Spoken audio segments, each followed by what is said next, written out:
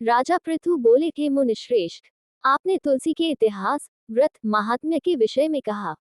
अब आप कृपा कर मुझे ये बताएं कि कार्तिक मास में क्या और भी देवताओं का पूजन होता है, ये भी विस्तार पूर्वक बताए। नारद जी बोले, पूर्व काल की बात है। सह्य पर्वत पर करवीकर में धर्मदत्त नामक विख्यात कोई धर्मज्ञ ब्राह्मण रहते थे। एक दिन कार्तिक मास में भगवान विष्णु के समीप जागरण करने के लिए वे भगवान के मंदिर की ओर चले। उस समय एक पहर रात बाकी थी।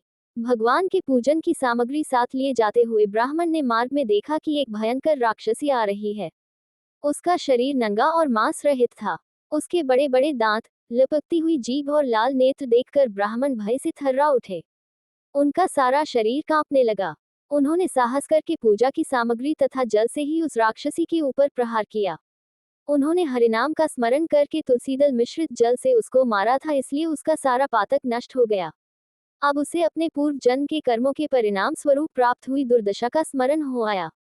उसने ब्राह्मण को दंडवत प्रणाम करके इस प्रकार कहा, ब्राह्मण, मैं पूर्व जन्म के कर्मों के फल से इस दशा को पहुंची हूँ। अब मुझे किस प्रकार उत्तम गति प्राप्त होगी? धर्मदत्त ने उसे इस प्रकार प्रणाम करते देखकर आश्चर्यचकित होते हुए पूछा, किस कर्म के फल से तुम इस दशा को पहुंची हो?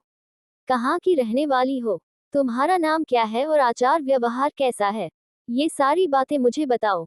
उस राक्षसी का नाम कलहा था। कलहा बोली, ब्राह्मण, मेरे पूर्व जन्म की बात है। सौराष्ट्र नगर में भिक्षु नामक एक ब्राह्मण रहते थे। मैं उनकी पत्नी थी। मेरा नाम कलहा था और मैं बड़े क्रूर स्वभाव की स्त्री थी। मैंने वचन से भी कभी अपने पति का भला नहीं किया, उन्हें कभी मीठा भोजन नहीं परोसा। सदा अपने स्वामी को धोखा ही देती रही। मुझे कलह विशेष प्रिय था, इसलिए मेरे पति का मन मुझसे सदा उद्विग्न रहा करता था। अंततोगत्वा उन्होंने दूसरी स्त्री से विवाह करने का निश्चय कर लिया। तब मैंने विष खाकर अपने प्राण त्याग दिए। फिर यमराज के दूत आए और मुझे बांधकर पीटते हुए यमलोक में ले गए। वहां यमराज ने मुझे देखकर चित्रगुप्त से पूछा, चित्रगुप्त, देखो तो सही इसने कैसा कर्म किया है। जैसा इसका कर्म हो, उसके अनुसार यह शुभ या अशुभ प्राप्त करे। चित्रगुप्त ने कहा, इसका किया हुआ कोई भी शुभ कर्म नहीं है। ये स्वयं मिठाइयां उड़ाती थी और अपने स्वामी को उसमें से कुछ भी नहीं देती थी।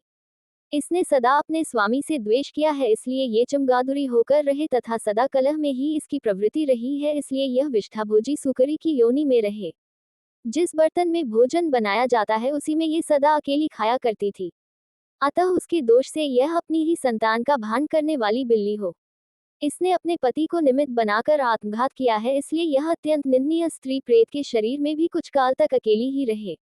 इसे यमदूतों द्वारा निर्जल प्रदेश में भेज देना चाहिए। वहां दीर्घकाल तक ही प्रेत के शरीर में निवास करे।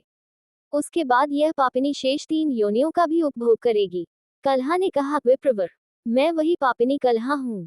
इस प्रेत शरीर में आए मुझे 500 वर्ष बीत चुके हैं। मैं सदैव भूख प्यास से पीड़ित रहा करती हूँ। एक बनिए के शरीर में प्रवेश करके मैं इस दक्षिण देश में कृष्णा और वेणी के संगम तक आई हूँ।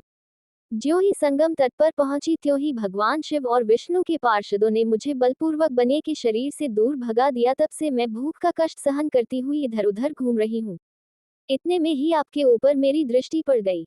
आपके हाथ से तुलसी मिश्रित जल का संसर्ग पाकर मेरे सब पाप नष्ट हो गए हैं। द्विज श्रेष्ठ, अब आप ही कोई उपाय कीजिए। बताए मेरे इस शरीर से और भविष्य में होने वाली भयंकर 3 योनियों से किस प्रकार मुक्त होऊंगी। कलहा का ये वचन सुनकर धर्मदत्त उसके पिछले कर्मों और वर्तमान अवस्था को देखकर बहुत दुखी हुआ। फिर उसने बहुत सोच विचार करने के बाद कहा,